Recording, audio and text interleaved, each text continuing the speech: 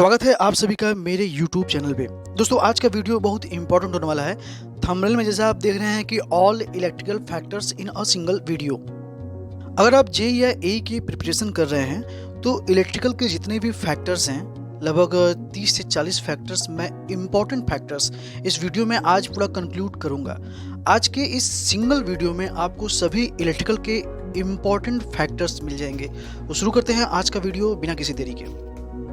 चलिए, पहला फैक्टर आप देख रहे हैं पावर फैक्टर का फार्मूला। ये है ट्रू पावर और एपरेंट पावर का रेशियो होता है, KW/kVA भी इसे कहते हैं। सेकेंड पे है पेनाल्टी फैक्टर। पेनाल्टी फैक्टर जो होता है वो रेशियो होता है power generated by the plant और एक्चुअल पावर डिमांड के बीच का। और पेनाल्टी फैक्टर की वैल्यू जो होती है वो हमेशा 1 से ज़्यादा होती है। देखिए आपके सामने थर्ड और फोर्थ जो फैक्टर है इलेक्ट्रिकल का, पहला है फॉर्म फैक्टर और दूसरा है पीक फैक्टर। फॉर्म फैक्टर आप सभी जानते हैं आरएमएस और एवरेज वैल्यू का रेशियो होता है। वही पीक फैक्टर की बात कर लें तो वो पीक वैल्यू और आरएमएस वैल्यू का रेशियो होता है। फाइव्थ और सिक्स्थ फार्मूला देखेंगे, रिपल फैक्टर और ट्रांसफॉर्मेशन यूटिलाइजेशन फैक्टर। पहले देखते हैं रिपल फैक्टर। रिपल फैक्टर जो है ये रूट में आई आर एम एस और आई डी सी यानी आर एम एस और डी सी वैल्यू का होल स्क्वायर रिड्यूस कर देंगे उसमें एक की वैल्यू और इसके रूट वैल्यू को निकाल देते हैं तो हमारा रहता है रिपल फैक्टर। ये अल्टरनेटिव करेक्ट का पार्ट है। सिक्स में जो था ट्रांसफॉर्मेशन यूटिलाइजेशन फैक्टर, ये ट्रांसफार्मर की प्रॉपर्टीज में बताता है, यानी कि रेशियो होता है DC power delivered to the load by AC power rating of the transformer. इन दोनों का रेशियो होता है। दोस्तों transformation utilization factor of a circuit should be as high as possible, यानी जितना अधिक ट्रांसफॉर्मेशन यूटिलाइजेशन फैक्टर की वैल्यू होती है उतना ही अच्छा हमारा ट्रांसफार्मर वर्क करता है। दोस्तों अब देखिए फील्ड फैक्टर का फार्मूला। फील्ड फैक्टर जो होता है वो सोलर सिस्टम में लोग यूज करते हैं जनरली। इसका मैक्सिमम पावर को डिवाइड कर देंगे ओपन सर्किट वोल्टेज और शॉर्ट सर्किट करंट से, तो ये वैल्यू देता है हमारा फील्ड फैक्टर के बारे में। इसी तरह यूटिलाइजेशन फैक्टर, ये पावर प्लांट का यूटिलाइजेशन फैक्टर बता रहा हूँ अभी। ये जो रेशियो होता है maximum generated demand by total generating capacity, यानी डिमांड बाई कैपेसिटी कर देंगे तो हमारी वैल्यू देता है वो यूटिलाइजेशन फैक्टर की। अब आप देख रहे होंगे यूटिलाइजेशन फैक्टर, ये इल्यूमिनेशन का मैं बात कर रहा हूँ। यूटिलाइजेशन फैक्टर में जो इल्यूमिनेशन के सेक्टर में जो यूटिलाइजेशन फैक्टर होता है वो रेशियो होता है lumen actual receive on working plane by lumen emitting by light source. इसकी वैल्यू आप ध्यान देने बात है, ये हमेशा 1 से कम होता है, यानी 0.3 से 0.5 के बीच में होता है। उसी तरीके से मेंटेनेंस फैक्टर देखेंगे तो ये होता है ratio illumination under normal condition by illumination when everything is clean. इस पे न्यूमेरिकल क्वेश्चन कई बार पूछा गया है। मेंटेनेंस फैक्टर की वैल्यू भी हमेशा 1 से कम होती है, यानी 0.4 से 0.8 के बीच में होती है। देखिए अगले टर्म में देख रहे हैं 11th और 12th, ये डिप्रेसिएशन फैक्टर है जो अभी पिछले मैंने 10 नंबर में पढ़ा है मेंटेनेंस फैक्टर। जस्ट इसके अपोजिट में होता है डेप्रिसिएशन फैक्टर।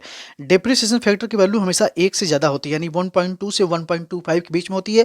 मेंटेनेंस फैक्टर की वैल्यू 1 से कम थी और डेप्रिसिएशन फैक्टर की वैल्यू 1 से ज़्यादा थी। एब्जॉर्प्शन फैक्टर देखेंगे, एलिमिनेशन में ही आता है एब्जॉर्प्शन फैक्टर। इसकी वैल्यू भी हमेशा 1 से कम होती है, यानी 0.5 और 1 से बीच में होती है। Absorb light by incident light या फिर rest lumen by total lumen निकाल देंगे वैल्यू, तुम्हारा देगा एब्जॉर्प्शन फैक्टर की वैल्यू। अब आपके सामने है रिडक्शन फैक्टर और रिफ्लेक्शन फैक्टर। रिडक्शन फैक्टर आप जानते हैं MSCP बाई MHCP, यानी कि मीन स्फेरिकल कैंडल पावर और मीन हॉरिजॉन्टल कैंडल पावर का रेशियो होता है। वही रिफ्लेक्शन फैक्टर जो होता है वो रिफ्लेक्टेड लाइट और इंसिडेंट लाइट का रेशियो होता है। ये इसकी वैल्यू हमेशा 1 से कम होती है। किसकी? रिफ्लेक्शन फैक्टर की वैल्यू 1 से हमेशा कम होती है। अब आपके सामने है एक और इम्पॉर्टेंट इलेक्ट्रिकल फैक्टर, ये है गेज फैक्टर, जिसका फार्मूला है 1+2 पॉइसन फैक्टर। अगले भी देख रहे हैं आप लोग बीम फैक्टर। बीम फैक्टर की वैल्यू भी हमेशा 1 से कम होती है, यानी 0.3 से 0.8 के बीच में होता है। ये बीम ल्यूमेन और लैम्प ल्यूमेन का रेशियो होता है। सबसे फेमस फार्मूला आपके पास है लोड फैक्टर, जिसकी वैल्यू हमेशा 1 से कम होती है। ये एवरेज और मैक्सिमम लोड का रेशियो होता है। और डिमांड फैक्टर की बात करें तो maximum demand by connected load की वैल्यू होती है और ये भी हमेशा 1 से कम ही होती है। ये पावर प्लांट में केवल डाइवर्सिटी एक ऐसा फैक्टर है जिसकी वैल्यू 1 से ज़्यादा होती है। बाकी जितने भी फैक्टर्स जैसे प्लांट फैक्टर देख लिया, लोड फैक्टर देख लिया, ये डिमांड फैक्टर था, इन सब की वैल्यू 1 से कम थी। लेकिन डाइवर्सिटी फैक्टर केवल आपकी वैल्यू 1 से ज़्यादा मिलेगी। होता क्या है? Sum of individual maximum demand by maximum demand of entire group, इसका रेशियो होता है डाइवर्सिटी फैक्टर। प्लांट फैक्टर देख लीजिए, तो इसकी वैल्यू भी हमेशा 1 से कम होती है। होता क्या है, एवरेज लोड एट प्लांट और rated capacity of the plant का ये रेशियो होता है।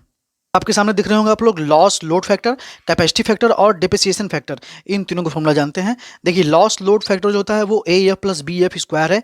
एफ यहाँ पर फ्रिक्वेंसी नहीं है, एफ यहाँ पर लोड फैक्टर है।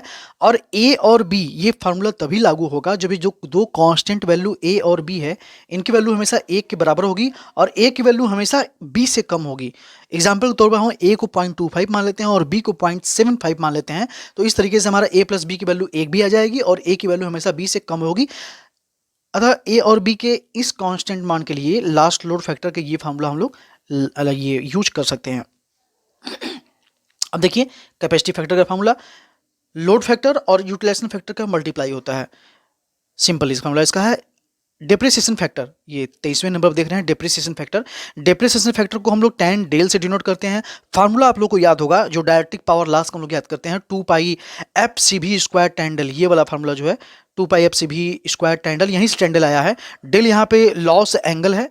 होता क्या है, परमिटिविटी और कंडक्टिविटी का ये रेशियो होता है जिसे हम लोग डिसिपेशन फैक्टर कहते हैं। देखिए इंपॉर्टेंट फार्मूला आप लोगों के सामने और है पिच फैक्टर। पिच फैक्टर को केपीस डिनोट करते हैं।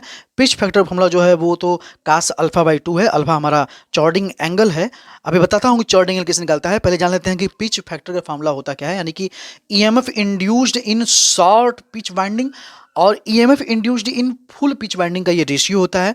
अब देखते हैं कि अल्फा वैल्यू कैसे निकालते हैं, यानी कि अगर चॉर्डिंग एंगल हमें पता चल जाए तो पिच फैक्टर की वैल्यू हम लोग कास अल्फा बाई 2 करके निकाल लेते हैं।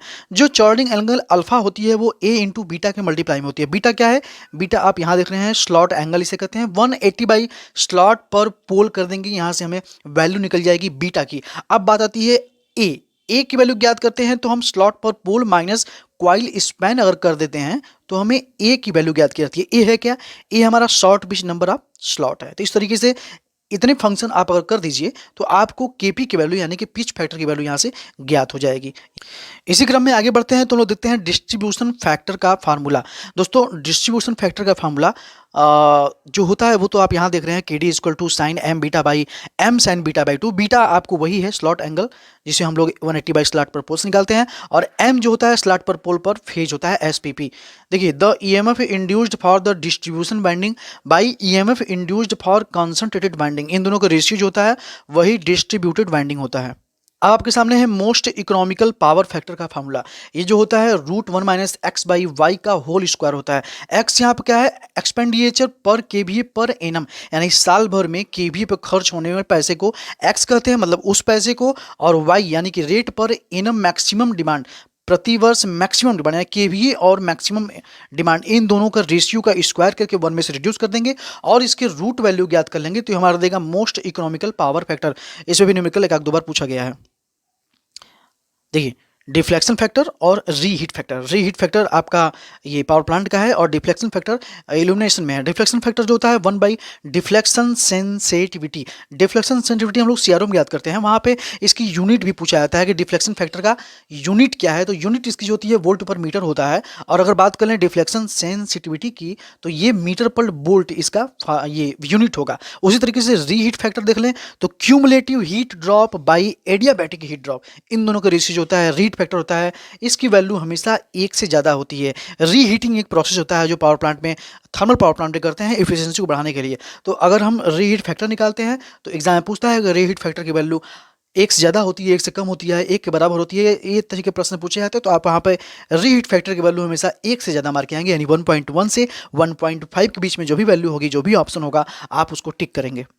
देखिए एक इलेक्ट्रॉनिक्स में पूछता है स्टेबिलिटी फैक्टर। स्टेबिलिटी फैक्टर आप लोग इलेक्ट्रॉनिक्स में पढ़ते होंगे। होता क्या है, rate of change of collector current by reverse saturation current of collector junction, इन दोनों का रेशियो होता है। फार्मूला क्या है यहाँ पे ऑप्शन देख रहे हैं, del IC by del ICO। प्रश्न पूछता है कि आइडियल कंडीशन में जो स्टेबिलिटी फैक्टर होती है उसकी वैल्यू कितनी होती है। यहाँ पर देख रहे होंगे S इक्वल टू 1 होता है और जो स्टेबिलिटी फैक्टर होती है उसकी नॉर्मल वे में जो वैल्यू होती है वो 1 और 1 प्लस बीटा के बीच में होती है। यानी आइडियल केस में पूछेगा तो स्टेबिलिटी फैक्टर की वैल्यू हमेशा 1 होनी चाहिए। अब आपके सामने हैं दो और इंपॉर्टेंट फैक्टर्स, फ्यूजिंग फैक्टर और क्वालिटी फैक्टर। फ्यूजिंग फैक्टर आप लोग जानते होंगे, कन्फ्यूजन यहाँ पर होता है कि ये मिनिमम होता है या मैक्सिमम होता है। तो आप देख रहे हैं ये हमेशा मिनिमम वैल्यू होती है, यानी फ्यूजिंग करंट की मिनिमम वैल्यू, और डिवाइड कर देंगे अगर हम रेटेड करंट से तो ये देता है फ्यूजिंग फैक्टर की वैल्यू। ध्यान देने योग्य एक और बात यह है कि यहाँ पे तो इसमें मिनिमम होता है, लेकिन फ्यूजिंग फैक्टर की वैल्यू हमेशा 1 से ज़्यादा होती है, ये भी बात ध्यान देने योग्य है। तो फ्यूजिंग फैक्टर की दो बातें, पहला कि मिनिमम फ्यूजिंग करंट ऊपर होता है और इसकी वैल्यू जो होती है हमेशा 1 से ज़्यादा होती है। दूसरा क्वालिटी फैक्टर, क्वालिटी फैक्टर जो होता है वो रेजोनेंस फ्रीक्वेंसी बाई बैंडविड्थ, ये तो सभी लोग जानते होंगे, सिंपल फॉर्मूला है, लेकिन मैंने इसमें कनेक्ट कर दिया है ताकि कोई भी फैक्टर इलेक्ट्रिकल का छूटे ना।